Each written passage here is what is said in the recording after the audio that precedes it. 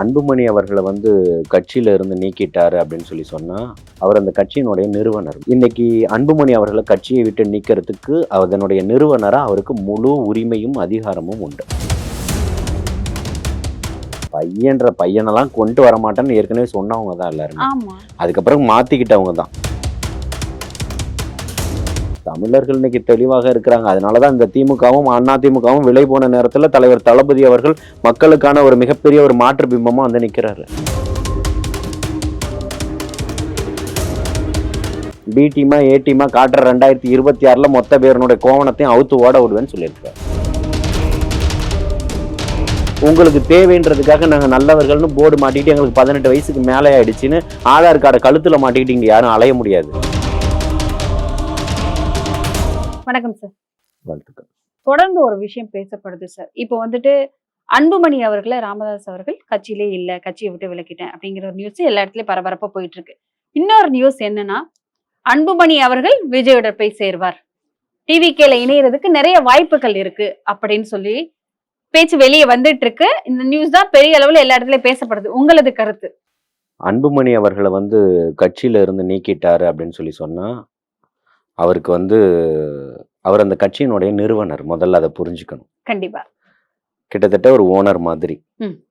So அவரு ரொம்ப தெளிவான ஒரு பைலாக்களை தான் அந்த கட்சியினுடைய கட்டமைப்புக்காக உருவாக்கி இருக்கிறார்.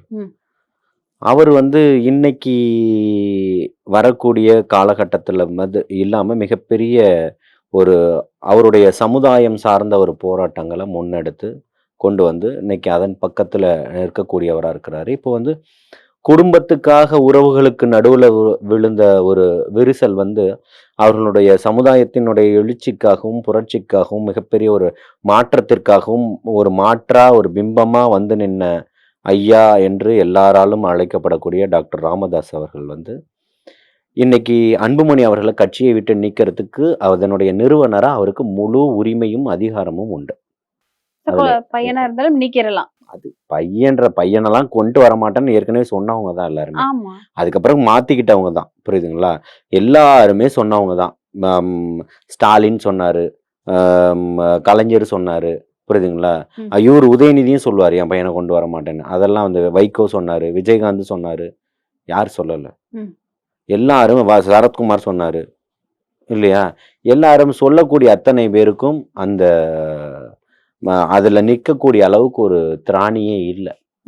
ஸோ அதை இன்னைக்கு பேசுவாங்க. அதே மாதிரி இப்ப ஐயா அவர்களும் சொன்னவர் தான்.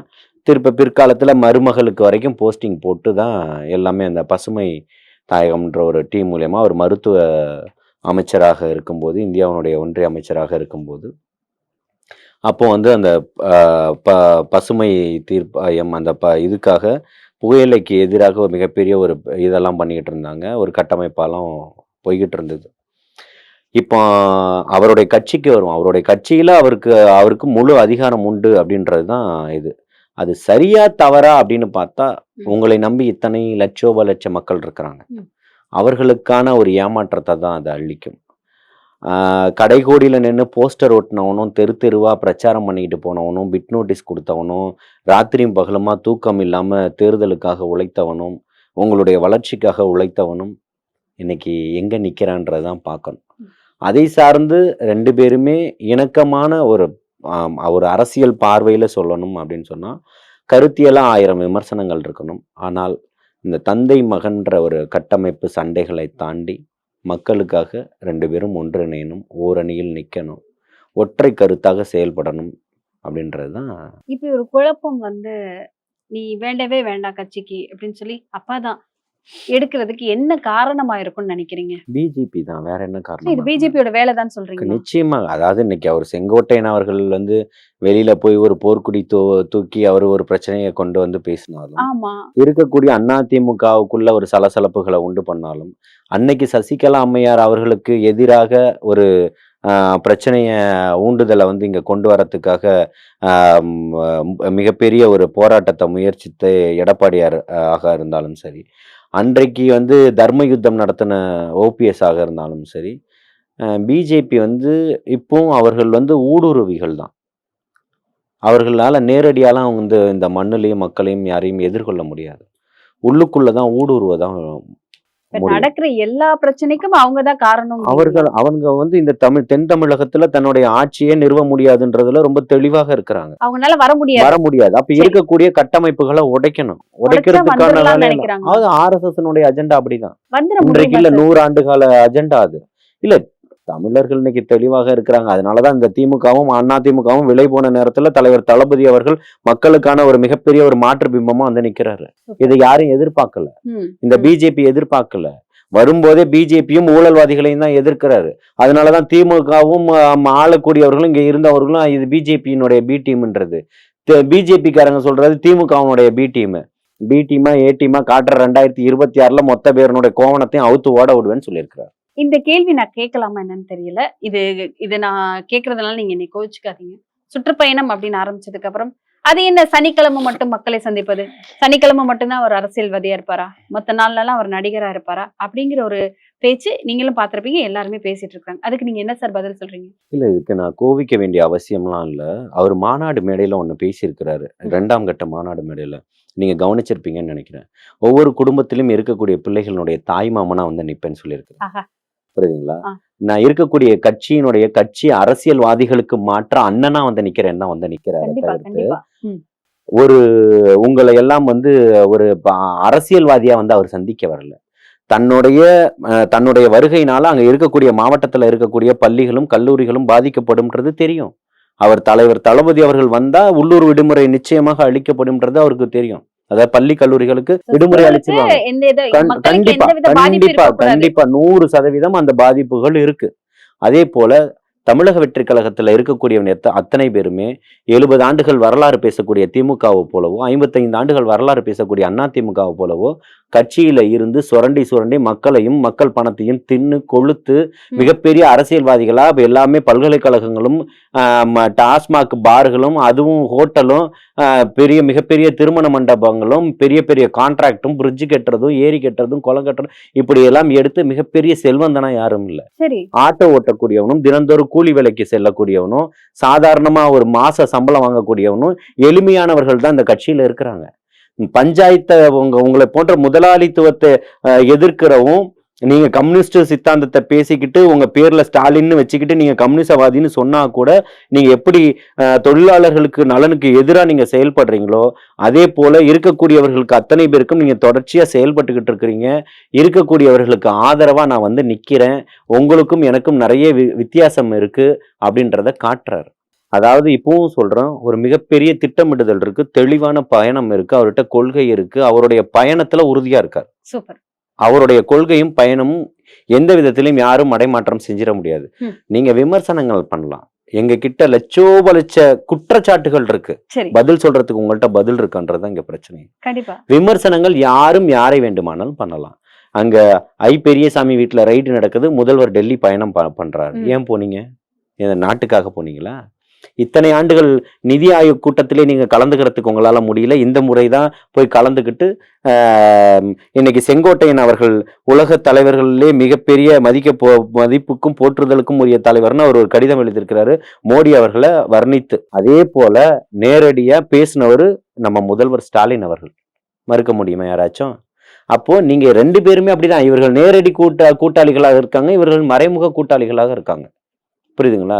இந்த 2 பேரும் இதை சொல்றதுக்கெல்லாம் எந்த இதுவும் இல்லை. மக்களையும் வேதனையும் புரிஞ்சவரா இருக்கிறாரு, அண்ணனா நிக்கிறாரு, தாய் மாமனா நிக்கிறாரு, ஒவ்வொருத்தனும் கஷ்டப்பட்ட காசுல வந்து நிக்கிறான்னு சொல்றோம்.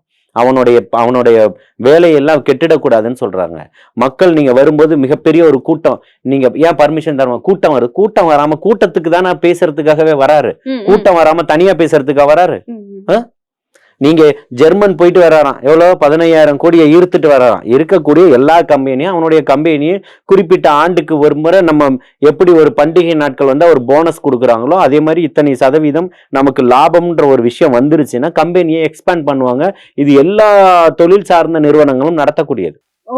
அப்படிப்பட்ட தொழில் சார்ந்த நிறுவனங்கள் வந்து தன்னுடைய கம்பெனியை விரிவாக்கம் பண்றாங்க.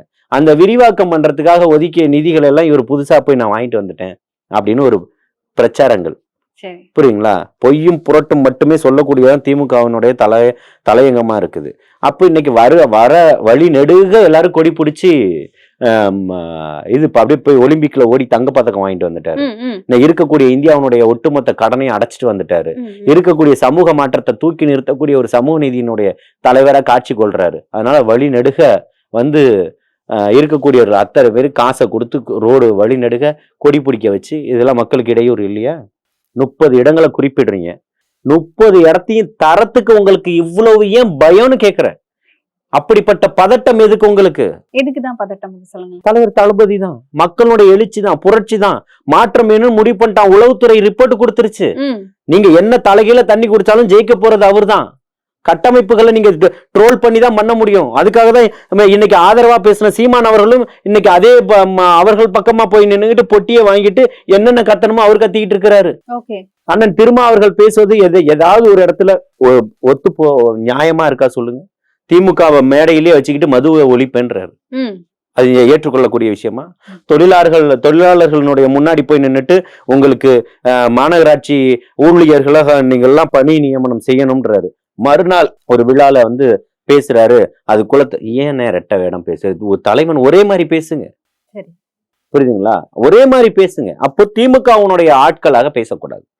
இப்பவும் சொல்றோம், நிறைய காட்சிகள் இங்க மாறிக்கிட்டே வரக்கூடிய அத்தனையுமே நீங்க பாத்துக்கிட்டு இருக்கீங்க. கண்டிப்பா நிச்சயமாக ஒரு மிகப்பெரிய ஒரு ஆட்சி மாற்றத்தையும் நீங்க இங்க தலைவர் தளபதி அவர்களால மட்டும்தான் தர முடியும்னு மக்கள் நினைக்கிறான். யார் வந்துட்டா எல்லாம் சின்ன பசங்க எல்லாம் அதாவது எல்லாரும் சின்ன பசங்களாம். இவங்களுக்கெல்லாம் கண்ணு தெரியுமா, அறிவு இருக்கா, மண்டக்குள்ள ஏதாச்சும் இருக்கா? ஒண்ணுமே தெரியாது. அது வந்தக்கூடிய காணொளிகள் அத்தனையுமே இருக்கு. எங்கேயுமே காணொளிகள் இல்லாமலாம் இல்ல. நீங்க எப்போ தலைவர் தளபதி அவர்கள் கட்சியினுடைய பெயரை அறிவிக்கும் போதும் சரி, கொடியை அறிமுகம் செய்யும் போதும் சரி, மாநாடு நடத்தும் போதும் சரி, எல்லாத்துக்குமே 2ஆம் ஆண்டு துவக்க விழா, கல்வி விருது விழா, தேர்தல் முகவர் மாநாடு, இப்படி எல்லா விஷயங்களுக்குமே நடந்தது. பொதுக்கூட்டம், மிகப்பெரிய பிரம்மாண்ட பொதுக்கூட்டம், கொள்கை விளக்க பொதுக்கூட்டம் வரைக்கும் எல்லாத்துக்குமே காணொளிகள் இருக்கு. யாராவது 18 வயசுக்கு கீழேன்னு நம்ம பார்க்கும்போது தெரியும்ல. பார்க்கும்போது ஒரு அம்மா வராங்க, கையில குழந்தைய பிடிச்சிட்டு வராங்கன்னா அது இயல்பு. அந்த குழந்தைகளா வந்து செஞ்சு நடக்கிறது தான் அந்த நீங்க சொல்லக்கூடிய 18 வயசுக்கு கீழே இருக்கிறது. ரெண்டத்துக்கும் வித்தியாசம் இருக்குல்ல. கண்டிப்பா வாங்க பாக்குவோம், காட்டுறதுக்கு நிரூபிக்கிறதுக்கு நாங்க தயாரா இருக்கு. உங்களுக்கு தேவைன்றதுக்காக நாங்க நல்லவர்கள்னு போர்டு மாட்டிட்டு எங்களுக்கு 18 வயசுக்கு மேலே ஆயிடுச்சுன்னு ஆதார் கார்டை கழுத்துல மாட்டிக்கிட்டு இங்க யாரும் அலைய முடியாது. புரியுதுங்களா? அவர்கள் சின்ன பிள்ளைகளாவே இருக்கட்டும். நீங்க ஏன் பதறீங்கன்னு கேக்குறேன். எடப்பாடி பேசுறாரு, தேர்தல் பிரச்சார பொதுக்கூட்டத்தில் பேசினாரு. எடப்பாடி யாருன்னு சொல்றாங்க. என்ன பிரச்சார கூட்டம்? தேர்தல் பிரச்சார கூட்டம். எப்போ வருது தேர்தல்? 2026 வரப்போகுது. இது என்ன மாசம்? போன மாசம் பேசுறதுலயே, ஆகஸ்ட் மாசம் பேசுறதுலயே, நீங்க வந்து ஜூலை மாசம் பேசுறதுலயே தேர்தல் பிரச்சார பொதுக்கூட்டம்னு பேசுறீங்க. மக்களுக்கான பிரச்சனையை பேசும்போது இதே எடப்பாடியார் போயிட்டு இத மாதிரி பேசலையே. பேச வேண்டியதானே? ஏன் பேசல? கள்ளக்குறிச்சியில என்னுடைய தங்கச்சி ஸ்ரீமதி கதற கொன்னு போட்டிருக்காங்களே, அதை பத்தி ஏன் பேச மாட்டாரு? எல்லாத்தையும் பேசுறாருல. எல்லாத்தையும் எடுத்து பேச சொல்லுங்க. பொள்ளாச்சி மாணவிகள் பிரச்சனையும் பேச சொல்லுங்க. தூத்துக்குடி துப்பாக்கி சூடு நடந்ததையும் பேச சொல்லுங்க. இவங்கெல்லாம் பேச மாட்டாங்க. இவங்களுக்கு எல்லாத்துக்கும் தேவைகள் இருக்கு. இவர்கள் அரசியல்வாதியான்னு வந்திருக்கிறாங்க. இங்க அண்ணனாகவும் தாய் மாமனாகவும் வந்து நிற்கக்கூடியது தலைவர் தளபதி மட்டும்தான். இது அரசியலை தாண்டி தன்னுடைய வலியும் வேதனையும் பதிவு செய்யக்கூடிய ஒருத்தர வந்து நிக்கிறாரு. நீங்க இருக்கக்கூடியது எப்படி சுரண்டலாம், கொள்ளையடிக்கலாம், வளங்களை எப்படி விற்கலாம்ன்றத நீங்க திட்டம் போட்டுக்கிட்டு இருக்கிறீங்க. உங்க திட்டத்தை தகர்த்து எரிஞ்சுக்கிட்டு இருக்கிறாரு தலைவர் தளபதி அவர்கள்னு சொல்றோம். அவருடைய காருக்கு பின்னாடி 4 கார் தான் வரணும், 5 கார் தான். ஏன் முதல்வருக்கு இப்படிதான் கட்டளை இட்டீங்களா? எடப்பாடிக்கு இப்படிதான் கட்டளை இட்டீங்களா? உங்களுக்கு இவருக்கு மட்டும் சொல்ல வேண்டிய அவசியம் என்ன இருக்கு? ஜனநாயக நாட்டுல தானே இருந்துகிட்டு இருக்கோம். அண்ணல் அம்பேத்கர் அவர்கள் எழுதி கொடுத்த சட்டங்கள் எல்லாருக்கும் சமமானது தானே. உங்களுக்கு மட்டும் எங்க இருந்து தனியா புதுசா ஒரு கிளை உருவாயிடுச்சுன்னு கேக்குறோம். அப்போ நீங்க ஒரு காற்றாற்று வெள்ளத்தை 2 கையில மண்ணள்ளி போட்டு மடைமாற்றம் செய்யலாம்னு நினைக்கிறது உங்களுடைய முட்டாள்தனம் சொல்றோம். உங்களுடைய உளவுத்துறை சொல்லியிருக்கோம் எத்தனை பேர் எவ்வளவு பேர் வர போறாங்கன்னு சொல்லிக்கிட்டு திருச்சி திரும்பி பார்க்கக்கூடிய அளவுல இருக்கும்ன்றதுதான். அப்போ இருக்கக்கூடிய, அதாவது எடப்பாடி போய்கிட்டே இருக்கிறாரு, தேமுதிக போய்கிட்டு இருக்கு, முருகனுக்கு மாநாடு நடத்திட்டு எல்லாம் இங்க இங்க இங்க இங்க சுதந்திரம், ஜனநாயகம். ஆனால் தலைவர் தளபதி பேசுவது மட்டும் எதிரானது. யாருக்கு எதிரானது? இந்த ஆர்எஸ்எஸ்க்கும் இந்த ஊழல்வாதி திமுகவுக்கும் எதிரானதா? எல்லாம் வந்துட்டு அவங்களுக்கு கிடையாது, ரூல்ஸ் வந்து தளபதிக்கு மட்டும்தான் அப்படிங்கிற மாதிரி இருக்கு. அந்த ரூல்ஸ் எல்லாம் ஒரே விரல்ல தான் 2026ல ஒரே குத்து தான் உங்களுடைய இந்த ஜனநாயகம், சமூக நீதி அத்தனையுமே மீட்டெடுக்க போறாரு. அந்த ஜனநாயகத்தின் போர்வையிலும் சமூக நீதியினுடைய போர்வையிலும் திராவிட மாடல்ன்ற போர்வையிலையும் உட்கார்ந்துக்கிட்டு இங்க இருக்கக்கூடிய சமூக நீதியை சீரழிச்சு மக்களை ஏமாற்றி கொன்று குவித்து அடக்குமுறைக்கு ஆளாக்கி சாதியத்தின் பெயரால் வன்புணர்வு, பாலியல் வன்புணர்வின் பெயரால் தங்கைகள் பாதிக்கப்பட்டு மாணவர்களுக்கு சரியான கல்வி இல்லாம இன்னைக்கு எல்லாத்துக்குமே சொல்றாங்க, நாங்க மாணவர்களை விமானத்துல கூட்டிட்டு போயிட்டு வந்துகிட்டு இருக்கிறோம்னு அன்பில் மகேஷ் சகோதரர் பேட்டி கொடுத்துட்டு இருக்காரு. கடந்த ஆண்டை விட இந்த ஆண்டு 1.5 லட்சம் குழந்தைகள் அரசு பள்ளியில படிக்கக்கூடியவர்களுடைய எண்ணிக்கை குறைந்திருக்கு. புரியுதுங்களா? அதனால மடைமாற்றம் வேலை இனி வேண்டாம். ஏமாறுறதுக்கு மக்கள் தயாராக இல்லை. தலைவர் தளபதி அவர்களுடைய தம்பிகளும் தங்கைகளும் ரொம்ப தெளிவாக பயணம் பண்ணிட்டு இருக்கிறாங்க. காசுக்கு விலை போகக்கூடிய கூட்டமும் அல்ல, காசு கொடுத்து கூட்டிட்டு வந்த கூட்டமும் அல்ல. உங்களுடைய சாராயமும் உங்களுடைய சாப்பாடும் உங்களுடைய வாகனமும் நீங்கள் ஊழல் செய்து சம்பாதித்து வைத்திருக்கக்கூடிய பணமும் உங்களுக்கே பாடத்தை கற்றுக் கொடுக்கும். 2026 தலைவர் தளபதி அவர்கள் மிகப்பெரிய வெற்றி வாகை சூட போறார்ன்றது சொல்றேன். கண்டிப்பா வாகை சூடுவது ஜனநாயகனாக இருக்கட்டும். மாற்றத்தை எதிர்பார்க்கும் மக்களுக்கு ஒரு சிறந்த மாற்றம் கிடைக்கட்டும். தொடர்ந்து பேசுவோம். நன்றி. வாழ்த்துக்கள்.